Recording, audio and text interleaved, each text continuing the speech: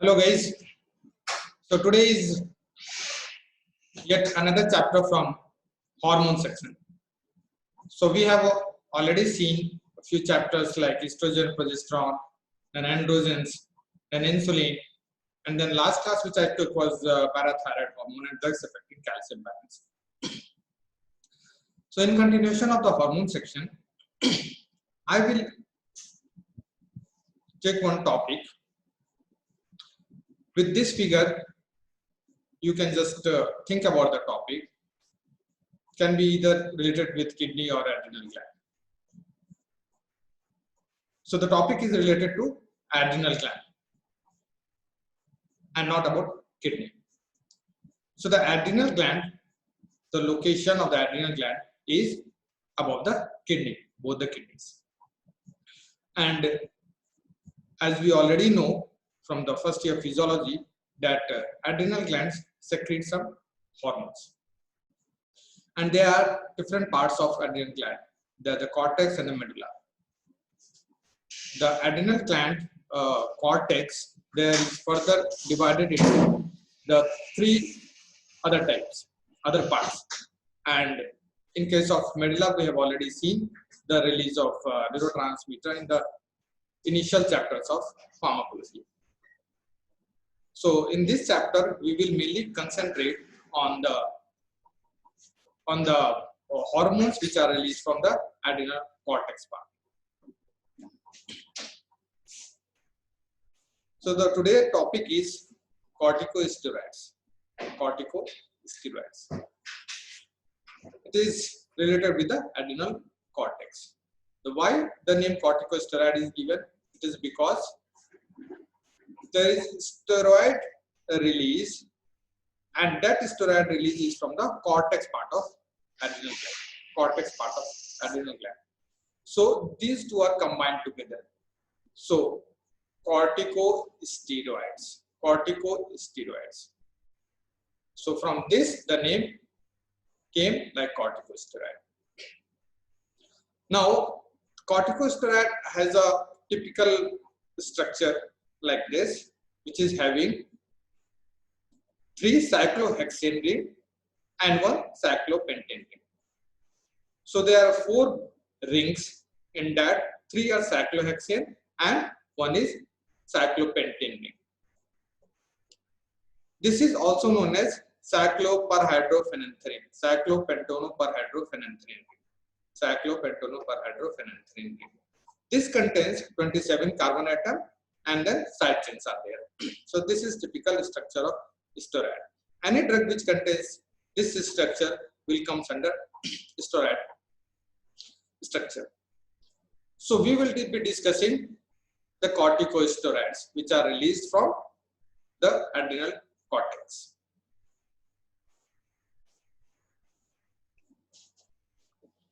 Coming to the history of this very chapter, and the history is very interesting in this case. It all started from 1849 when Edison showed a fatal outcome. He presented a paper which said that there is a fatal outcome in patient with adrenal destruction. Then later on, Brown and Sequard, they demonstrated that upon bilateral adrenalectomy, the lab animals died. So he showed that the bilateral adrenalectomy has fatal effect in lab animals. Then the research continued, and then later it was found that adrenal cortex rather than medulla is important for the survival. It is not medulla, but it is the cortex which is very much essential for the survival. If you remove adrenal cortex, the survival or the patient or the animal dies. This adrenal cortex regulates mainly the carbohydrate metabolism and electrolyte and fluid balance.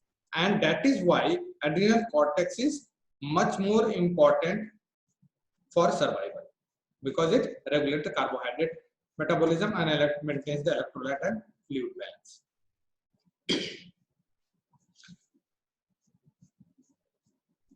So upon identifying that which part of the adrenal gland is important for survival, Richter and Kenstel, they isolated and identified the steroid which is released from adrenal gland, the cortex part.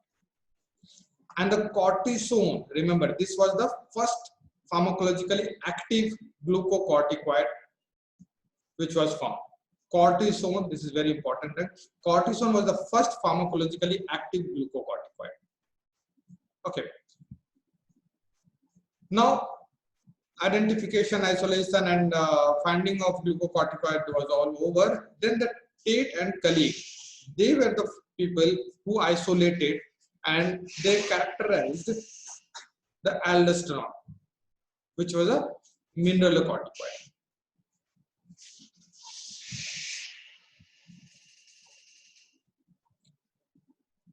Then regarding cortisone, Hench and his colleague first demonstrated the use or the beneficial effect of cortisone for the rheumatoid arthritis.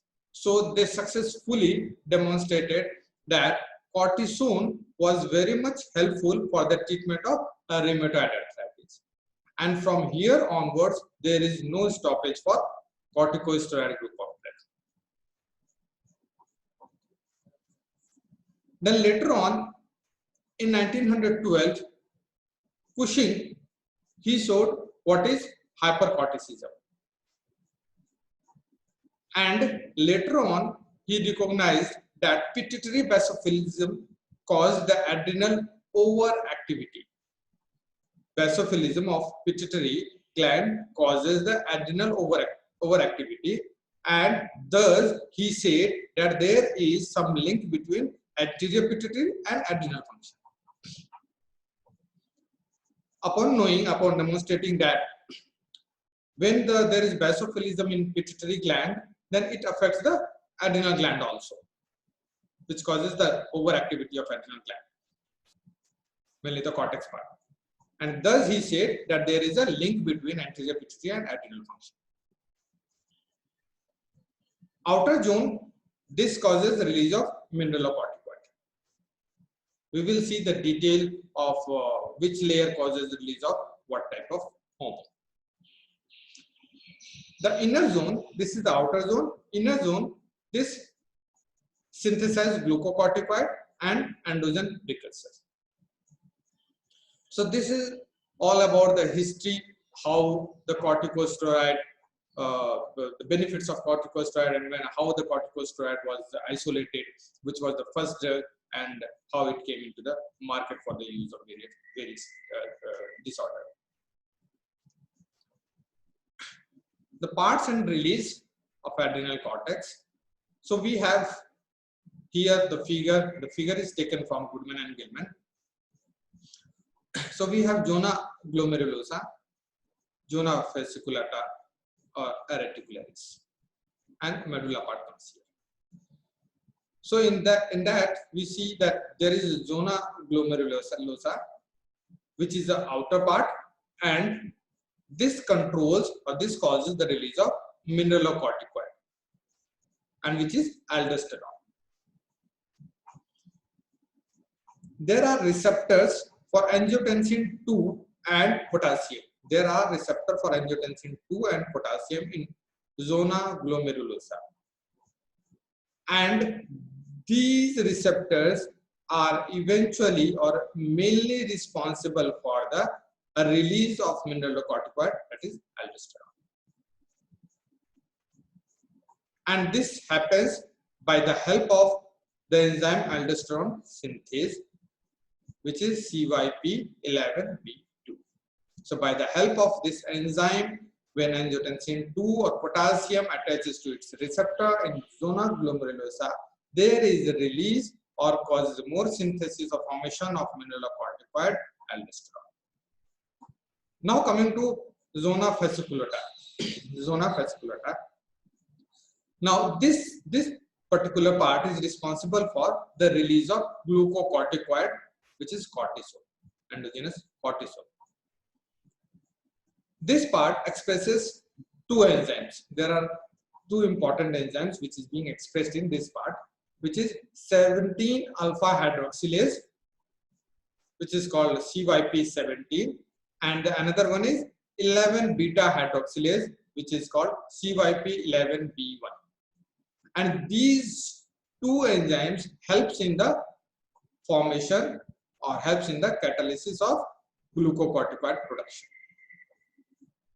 So here we saw in zona glomerulosa there is aldosterone synthase, which is very useful for the synthesis or expression of mineralocorticoid, whereas in zona fasciculata there is two enzymes called 17 alpha hydroxylase and 11 beta hydroxylase, which catalyze the glucocorticoid production, which is cortisol. Then the third comes is zona reticularis. So the endogenous hormone here is dehydroepiandrosterone, DHEA. This causes an additional carbon 17 to 20 lyase reaction. So there is lysis of this carbon atom 17 to carbon atom 20, and this converts to a C21 corticosteroid to C19 androgen precursor. So there is lysis of a carbon atom, and from corticosteroid it is converted to androgen precursor containing only 19 carbon atom. So this was all about the parts of adrenal cortex and then various releases from various parts. The same figure is here also. So this is zona glomerulosa, this is zona fasciculata and reticularis. Here we have the receptor for angiotensin 2 and potassium at zona glomerulosa. So this particular part is responsible for the release of mineralocorticoid, right? Mineralocorticoid. And this conversion or release of mineralocorticoid is by the help of CYP11B2 to aldosterone. This part is zona fasciculata. This part is zona fasciculata, and in which there are two important enzymes, CYP11B1 and CYP17, which helps in the formation, synthesis and release of cortisol. Then there is zona reticularis, which causes the increased formation of dehydroepiandrosterone by the help of CYP17. Now coming to ACTH and corticosteroids. ACTH and corticosteroids. Most of the characteristics of corticosteroid, glucocorticoids are related or similar to that of ACTH. So we will discuss about ACTH. ACTH is adrenocorticotrophic hormone, and it's a peptide. It's a peptide containing 39 amino acids. 39 amino acids. And this is synthesized from a larger precursor, which is called pro-opiomelanocortin. So this is a precursor, this is a larger precursor of ACTH. So this contains much more amino acids than ACTH. So this particular part is pro-opiomelanocortin. Remember the name. And ACTH is formed upon proteolytic cleavage. You don't need to remember these all the full form and all. So this is like pro-opiomelanocortin, which is a substrate larger precursor of ACTH synthesis, and then ACTH contains 39 amino acids. Corticosteroid and their biologically active synthetic derivative differ in their metabolic and electrolyte regulating activities. Now, whatever corticosteroids are there, or the synthetic corticosteroids, they differ just in the activity of glucocorticoid and mineralocorticoid. Some may have more of glucocorticoid and lesser of mineralocorticoid activity, or otherwise like more of mineralocorticoid and lesser of glucocorticoid activity. So only difference is that. Where all these can be used? These can be used in case of replacement therapy, when there is impaired endogenous production. When there is decreased endogenous production of cortisol, then this therapy can be given. The synthetic corticosteroid can be given, and this exerts effects on almost all the organs, and that is why corticosteroid is not a drug which should be given in each and every case. So justified institution should be there, and then withdrawal should also be very cautious. We will see why withdrawal should be cautious, but the drug itself, the corticosteroid group of drug, cannot be given in every case. You should know when and how long, what is the period which you should be giving the corticosteroid. Now coming to SAR of ACTH, which is structure activity relationship. The structure activity relationship. Remember, it is S structure, A activity, R relationship of ACTH, which means that every chemical compound has some structure, and then when you alter the structure of that very chemical compound, there is alteration in the action or effect. So when we study that is called SAR of particular drug. Here it would be SAR of ACTH. So when you alter the structure of some drug, there may be increase in the effect, or there may be decrease in the effect, or there may be increase in the adverse effect, right? So few chemical compounds are there. If you insert in the particular structure, the activity increases manifold. So people or the industry or the researchers, they keep on extracting and adding some molecules to the structure to find a new chemical compound with increased effect. So as I told, it's a peptide of 39 amino acid. When we remove a single amino acid from the amino terminus, there are two terminus, amino terminus in the structure of ACTH, amino terminus and carboxy terminus. So when we remove one amino acid from the amino terminus, there is impairment of biological activity. Whereas if you remove number of amino acid from the carboxy terminal, there is no marked effect. So what is the significance of these two lines? That means you have to remove something from the amino terminus if you want to alter the activity. If you keep on removing from the carboxy terminal, there won't be many or much effect into the overall effect of the ACTH. Now, in the absence of anterior pituitary, only the inner zone of cortex atrophy, which is fasciculata and reticularis. We have already seen that the outer part is glomerulosa and the inner part is fasciculata and reticularis. So what is the meaning of this? If there is decreased activity of anterior pituitary, or there is no anterior pituitary, then the effect mostly is on the inner part of the adrenal gland, which is fasciculata and reticularis, not on the outer part, because we have already seen that the outer part, that is glomerulosa, is regulated by angiotensin II and extracellular potassium.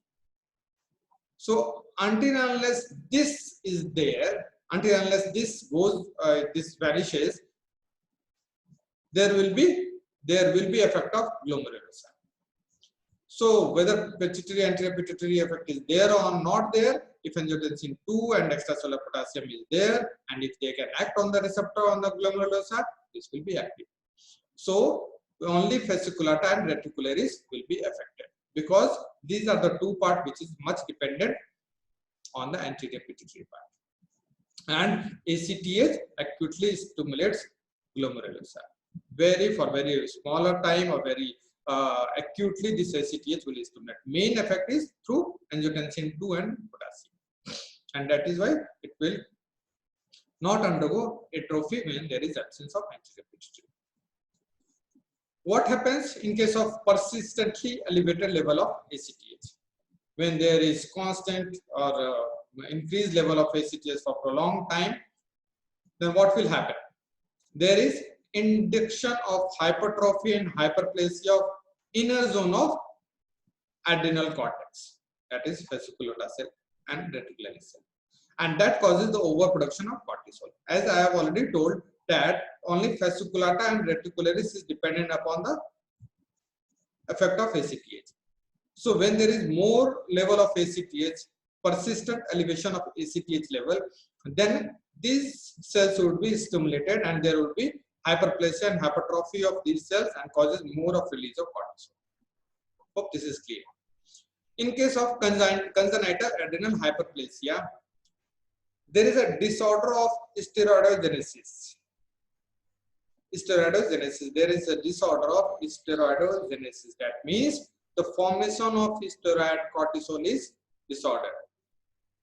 And in that case, ACTH level are continuously elevated as a secondary response to impaired cortisol biosynthesis, which means there is some problem in the biosynthesis of cortisol, and because there is impaired synthesis, lesser synthesis of cortisol, it will cause the stimulation of release of anterior pituitary, which keeps on secreting the ACTH. So you will find there is elevated level of ACTH in case of congenital adrenal hyperplasia, where the disorder mainly lies in the steroidogenesis. I will describe this whole figure later on. Now coming to mechanism of action. So ACTH stimulates the synthesis and release of adrenocortical hormone, and it stimulates the de novo synthesis, fresh and new biosynthesis of ACTH. ACTH mainly binds with the MC2R receptor, which is melanocortin receptor, melanocortin receptor 2. There is melanocortin receptor 1 also. So this ACTH binds with melanocortin receptor 2, and the action is mediated through G protein coupled receptor. The action is of G protein coupled receptor type action and through GS type. So as we already know, GS type is what? There is dissociation of alpha and beta and gamma subunit, beta and gamma subunit. There are 3 subunit, alpha, beta and gamma subunit attached with G protein, and then upon stimulation there is beta and gamma subunit dissociation, and then alpha with alpha subunit. This will cause stimulation of enzyme adenylyl cyclase, which causes more formation of cyclic AMP, and then specific protein kinase A formation is there, and then the specific action is given. So again, this is similar to that of nuclear mediated GPCR, GS mediated action. Now there are 2 phases of ACTH mediated response. ACTH mediates 2 types of response. The first is acute type and the second is chronic type. So let's understand what is acute type and what is chronic type mediated action. So acute is within second to minute. The effect of ACTH is within second to minute, and is in this there is increased cholesterol supply to the steroidogenic enzyme. So for a couple of minutes or seconds, there is increased cholesterol supply for these enzymes to form more of cholesterol. Chronic effect, this occurs from hours to days, and the mechanism is mainly from the increased transcription of steroidogenic enzyme. So there is increased number of the enzyme which can convert cholesterol to the cortisol. So these are the 2 ACTH mediated action, the acute and the chronic.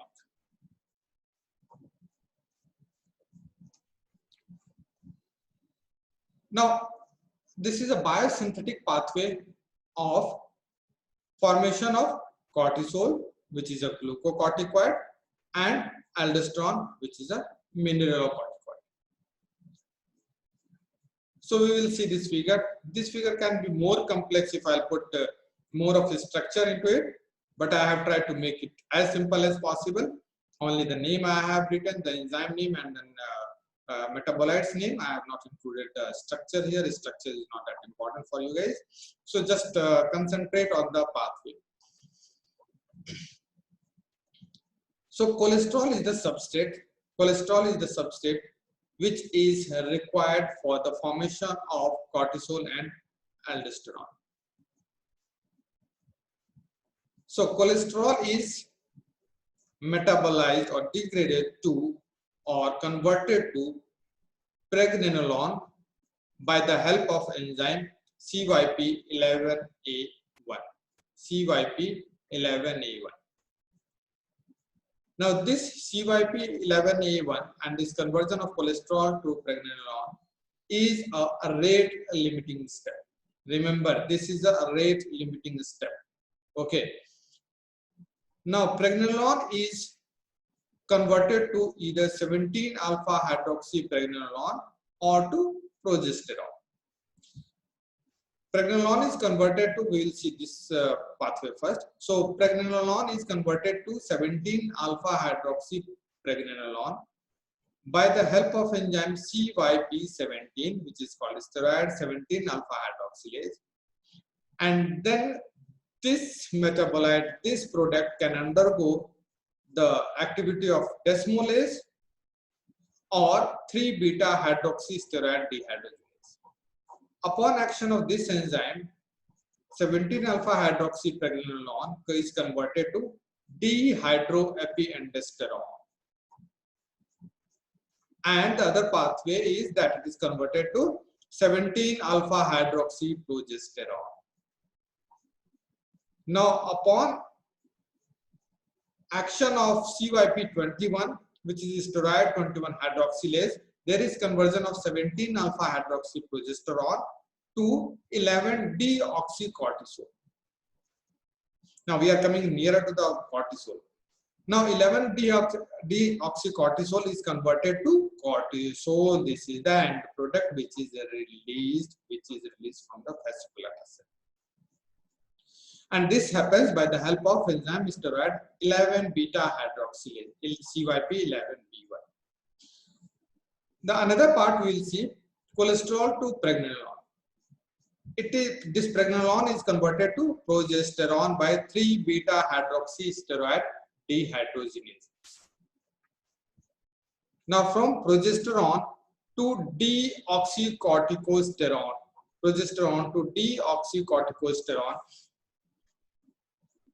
by the help of CYP21. CYP21 is nothing but it's a steroid 21 hydroxylase. Now this progesterone can go over here or can be converted to 17 alpha hydroxyprogesterone by the help of CYP17. CYP17, which is steroid 17 alpha hydroxylase. And then this process carried on. Coming back to here, there is formation of deoxycorticosterone. Now this deoxycorticosterone is converted to corticosterone by the help of CYP11B2. Now this corticosterone is then converted to 18 hydroxycorticosterone by CYP11B2 again. And then this 18 hydroxycorticosterone is further converted to aldosterone, which is the end product of mineralocorticoid, by the help of CYP11B2, which is aldosterone synthase. So these all steps in CYP11B2, these all steps is mediated by CYP11B2, which is aldosterone synthase. So what you need to remember is this is the rate limiting step, this is the enzyme, this is the end product, this is the end product by the help of these enzymes, mainly this and this. So next, coming to HPA axis and immune inflammatory network. Basically, I will discuss about the regulation of release of cortisol. So first is hypothalamus at the higher center, which is having CRH neuron, corticotropin hormone. Then we have anterior pituitary at the middle level, and there are corticotropes. Then we have adrenal cortex, which is fasciculata there. Fasciculata cell is mainly responsible for the release of cortisol. So this is known as HPA axis. So hypothalamus, pituitary, and adrenal. So this is HPA axis. The name is HPA axis. Now there is immune system, and then there is CRH, there is ACTH. So what happens? Hypothalamus, through CRH neuron, there is release of CRH, corticotropin releasing hormone. Now this act on anterior pituitary part, on the corticotropes, and then causes the release of adrenocorticotropic hormone, ACTH. This ACTH acts on the adrenal cortex, which is fasciculata for cortisol. So adrenal cortex, and then it causes the release of cortisol. Now we'll see the negative feedback. Cortisol, when there is increased level of cortisol, it will cause negative feedback inhibition, negative feedback to anterior pituitary and to hypothalamus to reduce the release of CRH and ACTH. Then excess of cortisol, it will cause inhibition of immune system. Then there are factors which causes inhibition or stimulation of hypothalamus or anterior pituitary, which are acetylcholine, which has a stimulatory effect on hypothalamus, 5-HT, which has stimulatory effect on hypothalamus, serotonin. Then norepinephrine, it has a mixed action, and GABA, which is a inhibitory compound for hypothalamus to release CRH and then further release of cortisol. Whereas interleukin 1, 2, 6 and tumor necrosis factor alpha, this causes the stimulation of hypothalamus and anterior pituitary to release CRH and ACTH respectively.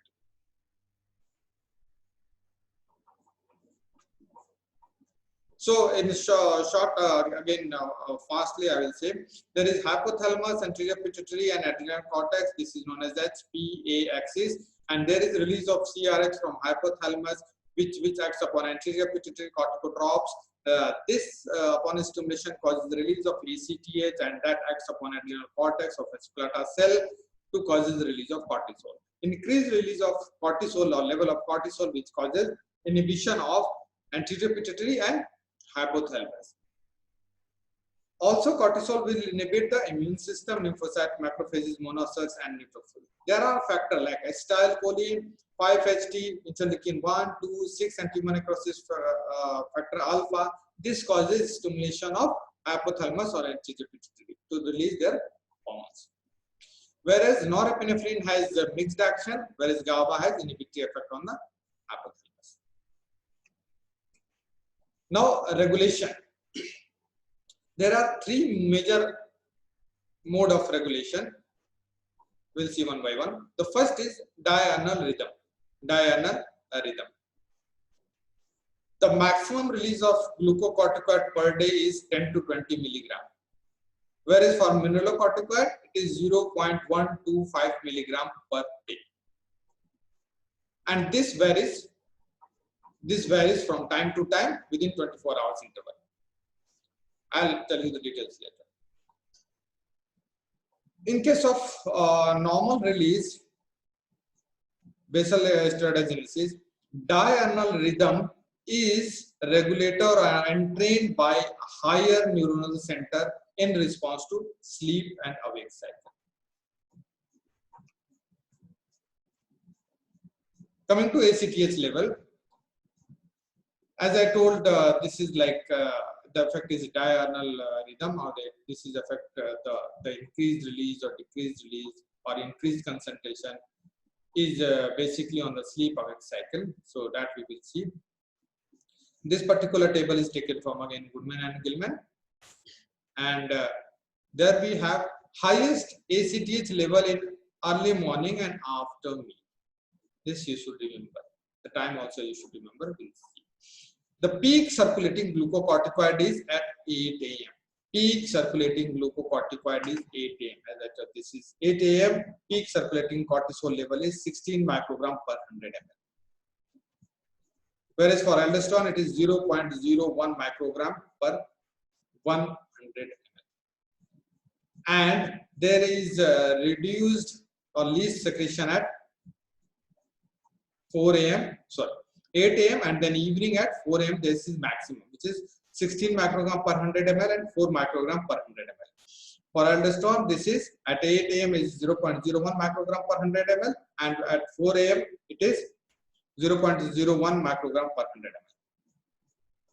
The rate of secretion under optimal condition for cortisol, it is 110 milligram per day and 0.125 milligram per day for aldosterone, which we have already seen in the previous slide.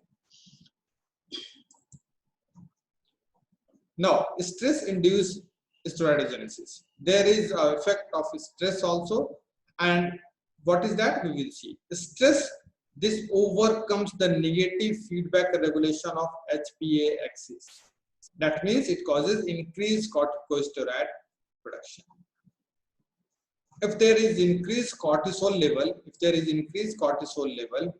it causes negative feedback regulation, right, to hypothalamus and integumentary. But what is stress called? Stress can overcome this inhibition and causes further release of cortisol. So this is dangerous.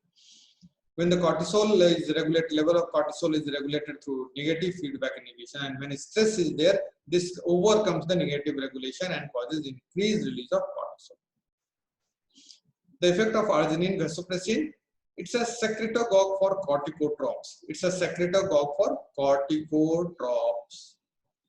And it significantly potentiates the effect of CRH. On the corticotropes, so that there is release of ACTH. So it causes only increase in ACTH release and not of the synthesis. So this is one very important point. This is important for the multiple choice question and the competitive examination. It is a secretagogue for corticotropes. It increases the effect of CRH so that there is more release of ACTH, not the synthesis of ACTH. Now this is a very interesting diagram, which is a mechanism of action of corticosteroid effect. Now the similar type of mechanism is there with all the steroidal drug, made thyroid or the other estrogen and other things. So this we have already seen in the first very chapter, pharmacodynamics. So we have corticosteroid binding globulin with which steroid binds. Now as it enters the cell, there is release of free globulin. Right. So now steroid enters the cell. Now upon entering the cell, it binds with a glucocorticoid receptor, GR. Now this is in inactive form as such, when this is not in bound form. Glucocorticoid receptor is present with heat shock protein 70, heat shock protein 90 and immunophilin. Now where steroid goes and binds with the glucocorticoid receptor, there is conformational change in the receptor and there is alteration in the structure.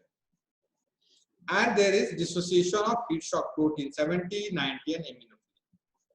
So now this is a complex form of steroid and glucocorticoid receptor. This complex form enters the nucleus. And then in the nucleus it causes dimerization, duplication, and it binds with the specific gene of the DNA, which is called glucocorticoid response element. It goes and binds there, and then there is formation of specific mRNA, and then there should be an arrow here. There is a formation of specific protein, and then action is given. So this is a mechanism of action of corticosteroid. We should remember it. It is very much important for examination. Now, when this asked, you need to draw this figure also. So we have a steroid in a complex form with globulin. When it enters the globulin, so steroid enters the cell, and then free forms of globulin is there in the blood. Now, this steroid which binds with the inactive glucocorticoid, which is in association with heat shock protein 70 and 90 and immunophilin. Upon binding, there is conformational changes of glucocorticoid, and then the complex is formed and dissociation of this occurs. Now, this complex enters the nucleus, and then it causes, there is dimerization happens, and then it goes and binds with the glucocorticoid response element. This causes formation of specific mRNA, and then specific protein is produced to give its action. Now, this is in textual form. Corticosteroid bind with the mechanism of action in the text form. So, corticosteroid binds with corticosteroid binding globulin. Then it enters the cell. It interacts with GR, which is complex with heat shock protein 70, 90, and immunophilin. There is binding of steroid with this receptor, and then conformational changes occurs in GR structure, and then dissociation of these all occurs. And that goes to nucleus, translocates to nucleus. Now there dimerization occurs, and then transcription occurs of specific gene by specific gene, and then there is altered cellular function. So this is in short how to write the mechanism of action of corticosteroids. Now coming to classification. Again, classification portion of any of the chapter of pharmacology is damn important. If you are thorough with the classification, you can write many things about a particular drug. But if you are confused with the classes, under which group a particular drug comes, then it's all gone. So remember this classification: glucocorticoid and mineralocorticoid. This is a broad classification of corticosteroid. Now, glucocorticoid is further divided into short-acting, intermediate-acting, and long-acting, based upon T-half. Short-acting is having T-half of less than 12 hours. The example is hydrocortisone. Intermediate-acting, the T-half is 12 to 36 hours. And the example is prednisolone, methylprednisolone, triamcinolone, deflazacort. So these are the major drugs which are used nowadays. Then we have long acting. The T-half is more than 36 hours. The examples are dexamethasone and betamethasone. Betamethasone is more potent, betamethasone, whereas this is in maximum use. So we have short acting having less than 12 hours, then intermediate acting where the T-half is 12 to 36 hours, and then more than 36 hours T-half, which is called long acting. Then we have mineralocorticoid, which is fludrocortisone and aldosterone, and the UCA. Coming to pharmacological effect, glucocorticoid, as the name suggests only, it will have more of effect on the glucose, level of glucose. So we'll see the effect on carbohydrate and protein metabolism. This is a protecting a glucose dependent tissue, protects the glucose dependent tissues. It can occur by many ways. We'll see how. The first is it stimulates liver to form glucose from amino acid and glycerol. So the formation of glucose is increased from amino acid and glycerol, and thus then this formed glucose is stored in liver as glycogen. Okay. Now this stimulation of the formation of glucose can happen through transcription of many enzymes which are responsible for gluconeogenesis. Okay, so it's gluconeogenesis what is happening, right? So the enzymes which are responsible for gluconeogenesis, there may be a transcription which causes increased formation of glucose. There may be either increased protein breakdown and mobilization of amino acid as a substrate to liver for gluconeogenesis. So the formation of more glucose can be because of transcription of enzyme first, or because of more release or more availability of the substrate for the glucose formation, which is amino acid, which occurs by increased protein breakdown. The second way how the glucose level is increased is decreased peripheral utilization. Decreased peripheral glucose utilization. When glucose is not utilized, that means level of glucose will increase, and that occurs. That may occur. The significant effect is there because of decreased utilization of glucose by adipose tissue, skin, fibroblast, and thymocytes. And this, how it happens? This happens because of the translocation of glucose transporters from plasma membrane to inside the cell. So if there are lesser number of the glucose transporter in the membrane, it cannot carry the glucose inside, right? So most of the transporter gets inside, so that lesser utilization is there. And that causes atrophy of lymphoid tissue, decreased muscle mass, negative nitrogen balance, and thinning of skin. Because of these two important ways, there is net increase in the blood glucose. So that's a very important point. Under the pharmacological action of glucocorticoid, it causes the net increase in blood glucose level via increased formation of glucose and decreased utilization. The next is lipid metabolism. Hypercorticism. There is a redistribution of body fat. There is a redistribution of body fat where it goes mainly to back of the neck, which is called buffalo hump, or on the face. Then it is called as moon faces, and also to supraclavicular area. So in case where there is more release of glucocorticoid, then it causes hypercorticism, in which the effect on fat is that the fat redistribute to back of the neck, called buffalo hump, then the face, which causes moon faces, and then supraclavicular area. Also, it has permissive effect on lipolytic effect of other agents, which includes growth hormone, epinephrine, norepinephrine, resulting in free fatty acid. So the lipolytic effect of these all also increases. So here we can see there is moon faces, the redistribution of fat on the face and causes moon faces, and then this is redistribution of fat on the back of the neck, causing buffalo hump.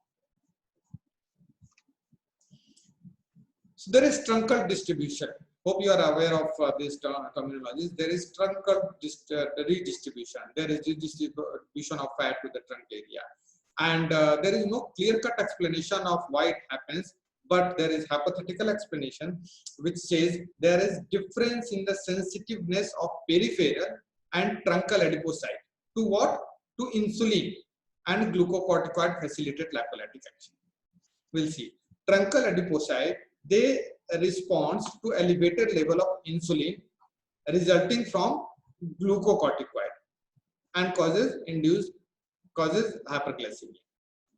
Whereas for peripheral adipocyte, this is less sensitive to insulin. This is less sensitive to insulin and respond mostly to the glucocorticoid facilitated effort of other lipolytic hormone. So basically, the difference of truncal adipocyte and peripheral adipocyte towards the level of insulin and glucocorticoid is responsible for truncal redistribution. Effect on electrolyte and water balance. This happens mostly with the aldosterone, by the help of aldosterone. Aldosterone, as we discussed earlier also, this is released from the outer part, right? Outer part, which is glomerulosa. And this is the most potent endogenous corticosteroid released from glomerulosa, which causes electrolyte balance. What is the effect on distal tubule and collecting duct? There is increased sodium reabsorption. reabsorption, sodium reabsorption is increased, and increase the urinary excretion of potassium and hydrogen. What about chronic? In case of chronic hyperaldosteronism, there is positive sodium balance. When there is increased aldosterone, will cause increased sodium reabsorption, which causes positive sodium balance, and then that causes in ECF expansion. It causes hypernatremia, increased sodium, hypokalemia because of increased excretion of potassium, alkalosis, and then hypertension because of increased sodium level. Chronic hypoaldosteronism, what happens when there is decreased aldosterone?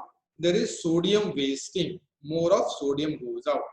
Then when sodium goes out, there will be ECF contraction. Then there is hyponatremia. Then when sodium goes out, the potassium retains inside and causes hyperkalemia. Then acidosis, hypotension, and vascular collapse. Effect on cardiovascular system. Aldosterone induced hypertension. It causes hypertension because of more retention of sodium inside, and then causes more retention of sodium inside, and then causes ECF expansion, and then causes hypertension. So this is aldosterone induced hypertension. There is direct effect of mineralocorticoid activation on the heart and blood vessel. So when the mineralocorticoid receptors are activated because of any drug like aldosterone here, then there is cardiac fibrosis. And this is the reason why aldosterone antagonist like spironolactone is given in congestive heart failure to block fibrosis. When there is mineralocorticoid receptor activation, there is cardiac fibrosis. When we give antagonist of that, then there is blockage of fibrosis. It affects vascular reactivity to other vasoactive substances. In case of hypoadrenalism, there is a reduced expression to vasoconstrictor, norepinephrine, and angiotensin II due to decreased expression of receptor on the vascular wall. So the expression of receptors is decreased. Hyperadrenalism, there is hypertension. We have already discussed this, right? When the hypertension is due to excess of glucocorticoid, when there is excess of glucocorticoid, then there is no point on putting the patient on the sodium restricted diet, because it is mostly not because of the sodium from outside, it is because of the excess of the glucocorticoid. So there is no point of sodium restriction in those cases. So these are the MCQs which we'll see fast. This is related to what I have covered in today's class. What is the effect of arginine vasopressin on corticotrophs? Whether it potentiates the effect of CRH, whether it inhibits the effect of CRH, fluctuating effect or no effect. We have seen already that it potentiates the effect of CRH. So that is the answer. Next is, what is the effect of arginine vasopressin on ACTH? Whether it causes enhancement of release, or the formation is increased, or enhances both release or synthesis, or has variable effect. We have seen that it causes only increase in release and no effect on the synthesis. So answer is that. Then we have what is the rate limiting step in steroid hormone production. So if you remember the step, the first only step was the rate limiting step, where there was formation of cholesterol, formation of pregnenolone from cholesterol. So that is the answer. Next is destruction of which part of adrenal gland has fatal outcome. We discussed in the initial slides only. Medulla, cortex, and what are the various part of cortex, and which is very important for survival. There we saw what it is, adrenal cortex. Now we have ACTH, the mechanism of action. It binds with which receptor? Mineralocorticoid receptor, or melanocortin receptor 1 or 2, or mineralocorticoid receptor. So we saw it is melanocortin. Don't get confused. It is not mineralocorticoid, it is melanocortin receptor 2. In the treatment of congenital adrenal hyperplasia, in which there is excess production of cortisol precursor due to lack of 21 beta hydroxylase activity, the purpose of administration of synthetic glucocorticoid is what? inhibition of aldosterone synthesis, normalization of renal function, prevention of hypoglycemia, suppression of ACTH secretion, or recovery of normal immune function. This is suppression of ACTH secretion. Here it will be effective. Glucocorticoids have not been proved to be effective in the treatment of which? Acute lymphocytic leukemia, Addison disease, asthma, chemotherapy-induced vomiting, or osteoporosis. So the answer is osteoporosis. Cause is osteoporosis. Otherwise, in all the cases, it is used. Which of the following glucocorticoid have fluoride atom in its chemical structure? This is triamcinolone and betamethasone. This contains fluoride atoms. Which of the following glucocorticoid is long-acting drug? If you remember the classification, you will be able to say, and that is dexamethasone. Okay. Which of the following glucocorticoids is an intermediate acting? Again, you need to remember the classification, and that is both triamcinolone and methylprednisolone. So here we'll stop for today's class. Next, I'll continue with the same topic, the last part of corticosteroid. Thank you so much.